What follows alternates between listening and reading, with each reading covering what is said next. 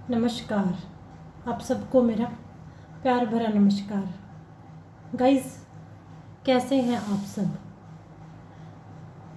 आप सब ठीक होंगे। गाइस, मैंने कल जो वीडियो बनाया था, मैंने उसमें एक पोल डाला था कि मैं ना जो हमारे देश की महान हस्तियाँ हुई हैं जिन्होंने लोगों को प्रभावित किया है, मैं उससे रिलेटेड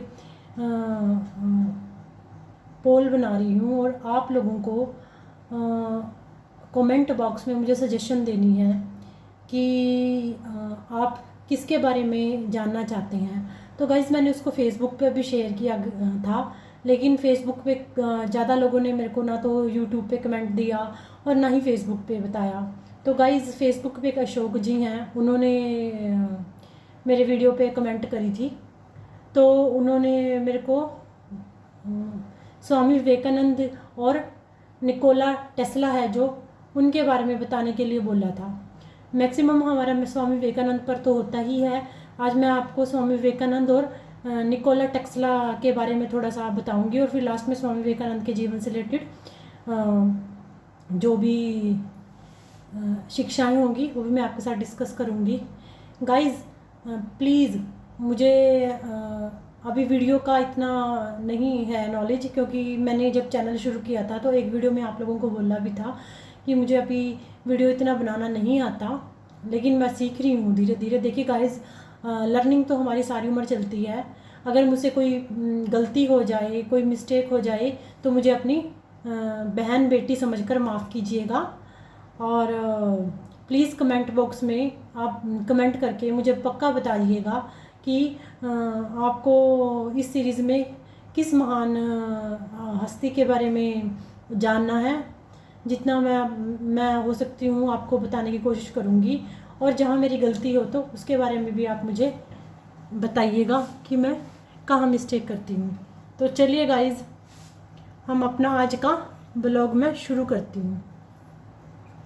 गाइज़ देखिए, जो अशोक जी की फरमाइश पे मैं निकोला टेस्ला के बारे में बता रही हूँ। गाइज़, स्वामी विवेकानंद एक हमारे देश की एक ऐसा नाम है जिसको किसी परिचय की ज़रूरत नहीं है। और हमारे देश में जो बड़ी बड़ी हस्तियाँ हुई हैं वो उनके लिए क्या है, काफ़ी इंस्पिरेशन रही है उनसे, और एक उनके लिए बड़ा नाम है। कहते हैं बचपन में जो स्वामी विवेकानंद थे उनका इंटरेस्ट मैथ वगैरह में इतना है नहीं था, बस उनको अध्यात्म और साइंस का ज्ञान अच्छा था, ठीक है। और इसी ज्ञान ने उनको बहुत अच्छा आगे तक ले गए। उन्होंने वैदिक ज्ञान अपने गुरु रामकृष्ण जी से प्राप्त करा था और इसी ज्ञान को उन्होंने आगे दुनिया में प्रसारित किया। इन 19वीं सेंचुरी में जब भारत अंग्रेज़ों का गुलाम था, उस समय भारत के बारे में लोगों की फ़िलोसफी सिर्फ ये थी कि ये गुलामों का देश है। और उस टाइम पर स्वामी जी ने एक अलग ध्यान रखा, एक अलग सोच रखी हमारे भारतीय अध्यात्म के बारे में। और भारतीय अध्यात्म के लेवल पर जो भारत अध्यात्म के नाम पर विश्व गुरु कहलाता था, वो चीज़ें स्वामी जी ने प्रस्थापित की। 19वीं सेंचुरी में शिकागो में 1853 ईस्वी में एक वेदांत समारोह था। वहाँ स्वामी जी को एक अच्छा प्लेटफॉर्म मिला। जब वे वहाँ पर वेदांत चर्चा के बारे में डिस्कशन करने के लिए गए तो उन्होंने वहाँ पर जो अंग्रेज लोग थे उनको भी आवर ब्रदर्स एंड सिस्टर कहकर संबोधित किया, क्योंकि गाइस उस टाइम पे सब लोग अपने अपने धर्मों का प्रचार प्रसार में लगे हुए थे। लेकिन एक जो स्वामी जी थे उन्होंने ही ये बोला कि जैसे अलग अलग नदियाँ अलग अलग रास्ते से निकलती हैं, लेकिन वो लास्ट में एक सागर में ही आकर मिल जाती हैं, उसी तरह जो हम सब हैं वो भी क्या हैं, एक ही सागर, एक ही परमात्मा की औलाद हैं। लेकिन जो है हमारे धर्म अलग अलग हैं, लेकिन है हम सब एक ही परमात्मा की औलाद। कहते हैं कि स्वामी जी के उन प्रवचनों से उस टाइम जो निकोला निकोला टेस्ला थे वो एक महान साइंटिस्ट थे। कहते देखिए गाइस, कहते हैं कि जो निकोला टेस्ला थे वे जब स्वामी जी से मिले वे उम्र में उनसे बड़े थे और एक कामयाब बिजनेसमैन थे वो, और एक हाई लेवल के साइंटिस्ट थे। साइंटिस्ट होने के नाते उन्होंने अपना एक हाई लेवल ऑलरेडी बना लिया था। कहते हैं कि जब वे स्वामी जी से मिले तो स्वामी जी की उम्र उनसे कम थी। स्वामी जी उम्र में युवा थे और उनकी उम्र निकोला टेस्ला की उम्र कम से कम 39 ईयर्स ओल्ड थी। और ये भी बोला जाता है कि जो निकोला टेस्ला की बुक थी मैंस ग्रेट अचीवमेंट्स, उसमें भी जो हमारे वैदिक ग्रंथ हैं, जो हमारी संस्कृति है उसके बारे में बात की गई है। उसमें हमारी संस्कृत का वर्ड आकाश और प्राण ये बार बार रिपीट हुए हैं। कहते हैं कि जब निकोला टेस्ला स्वामी जी से मिले तो स्वामी जी और निकोला टेस्ला के बीच में एक डिबेट हुई। ठीक है, एक डिबेट हुई तो कहते हैं कि उसमें स्वामी विवेकानंद ने उनको समझाया कि साइंस अच्छी है बट जो अध्यात्म है वो साइंस से आगे की चीज़ है। ठीक है, साइंस का और स्पिरिचुअलिटी का कॉम्बो अगर हम कर देते हैं तो अच्छा हिसाब किताब चलता है। ये यहाँ तक भी बोला जाता है कि जो निकोला टेस्ला ने जितनी भी आगे डिस्कवरी करी वो हमारे वैदिक ग्रंथों से प्रभावित होकर करी। कहते हैं कि रामायण में जो ब्रह्मास्त्र का यूज किया गया था, निकोला टेस्ला उस टाइप का ब्रह्मास्त्र भी बनाना चाहते थे, लेकिन क्या कहते हैं कि वो जो ये सब करने से पहले ही उनकी मृत्यु हो गई। ठीक है, और ही नहीं गाइड्स बहुत सारे आगे साइंटिस्ट हुए जिन्होंने स्वामी जी को फॉलो किया।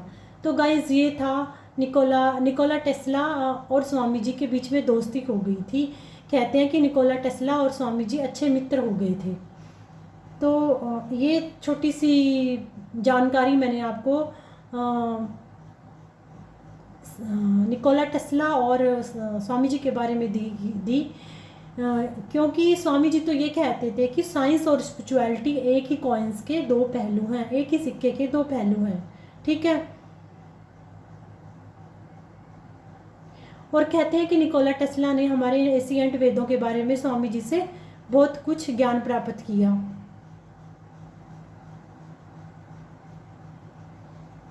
स्वामी जी कहते हैं कि मानते थे कि हमारे आसपास जितनी भी फोर्सेस हैं वो एक बड़ी फोर्स का हिस्सा है। ठीक है, आगे फिर साइंटिस्टों ने अपने असाइनमेंट्स द्वारा ये बात प्रूफ भी करी। और कहते हैं कि जो जमदेश जी टाटा थे स्वामी जी उनके भी गुरु थे। तो मुझे लगता है कि निकोला टेस्ला और स्वामी जी के बारे में आपको मेरी ये जानकारी अच्छी लगी होगी। तो मैं अपना ब्लॉग ख़त्म करने से पहले स्वामी जी के जीवन से छोटी छोटी सीख लेती हूँ कहानियों के माध्यम से। तो आज की मेरी सीख ये है कि स्वामी जी का बचपन का नाम नरेंद्र था। कहते हैं कि बचपन में ही वो बहुत ही बुद्धिमान और शरारती बच्चे थे। दिन भर वो शरारत करते रहते हैं। कहते हैं कि उनके घर के सामने एक पेड़ होता था जिसके ऊपर स्वामी जी उनके दोस्त अक्सर चढ़ जाते थे, और जो उस पेड़ की जो डाल थी वो कमज़ोर थी। तो एक बार उनके पिताजी ने देखा कि ये बच्चे तो मान ही नहीं रहे, तो उन्होंने अपने दिमाग में एक योजना बनाई। उन्होंने बच्चों को और नरेंद्र को बुलाया कि इधर आओ। कहते हैं कि जिस पेड़ के ऊपर तुम चढ़ते हो वहाँ पर भूत पिशाच रहते हैं, अगर तुम इस कमज़ोर डाल पर लटकोगे आगे से तो जो भूत है वो तुम्हारा गला दबा देगा। तो कहते हैं कि सभी बच्चे डर गए और वो भाग गए, लेकिन स्वामी जी अगले दिन फिर उस पेड़ पर चढ़कर लटक रहे थे। तो बच्चों ने कहा, अरे नरेंद्र पेड़ पर क्यों लटक रहा है, भूत आएगा, डाल टूटी तो भूत तेरा गला दबा देगा। तो कहते हैं कि नरेंद्र ने नीचे उतर के बच्चे से कहा, अरे इतने दिनों से तो चढ़ रहे हैं, अगर भूत होता तो अब तक गला दबा नहीं दिया होता उसने। तो देखो गाइज कितना दिमाग और कितने हाजिर जवाब थे। इससे रिलेटेड उनके जीवन की एक स्टोरी और है। कहते हैं कि उनके जो गुरु थे रामकृष्ण परमहंस जी, कहते हैं कि उन्होंने अपने सभी शिष्यों से एक दिन ये बोला कि सभी लोग अपने घर से एक एक मुट्ठी चावल लेके आएंगे। लेकिन वो चावल जब उठाएंगे तो वो कोई उनको देखे ना। कहते हैं कि सभी बच्चे अपने अपने घरों से एक मुट्ठी चावल लेके आए, तो गुरुजी ने देखा कि सभी लेके आए हैं, लेकिन कहते हैं कि जब नरेंद्र आए तो वो खाली हाथ आए। तो गुरु ने पूछा, अरे नरेंद्र, सभी तो चावल लेके आए हैं, तू क्यों खाली हाथ आया है? उन्होंने बोला कि गुरुजी, आपने ही तो बोला था कि चावल लेके आना है, तब लेके आना जब उन्हें देखे कोई, जब हमें कोई ना देखे। कहते हैं कि जब मैं चावल लेने लगा तो मेरे मन में एक बात आई, मुझे भगवान तो देख रहा है ना, तो बताइए मैं चावल कैसे लेके आ सकता था? तो देखा गाइज आपने उनकी बुद्धिमत्ता और उनकी हाजिर जवाबी कैसी थी। तो मुझे लगता है कि निकोला टेस्ला पर और स्वामी जी के जीवन पर मेरा ये आज का ब्लॉग आप लोगों को अच्छा लगा होगा। तो प्लीज़ अगर मेरे किसी ब्लॉग में आपको कोई कमी लगे तो मुझे कमेंट बॉक्स में कमेंट करके बताइएगा।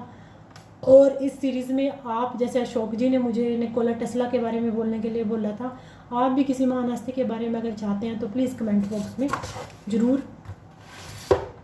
लिखिएगा। और मेरे इस वीडियो को और मेरे चैनल को लाइक, शेयर और सब्सक्राइब ज़रूर कीजिएगा। ओके गाइज़, नमस्कार।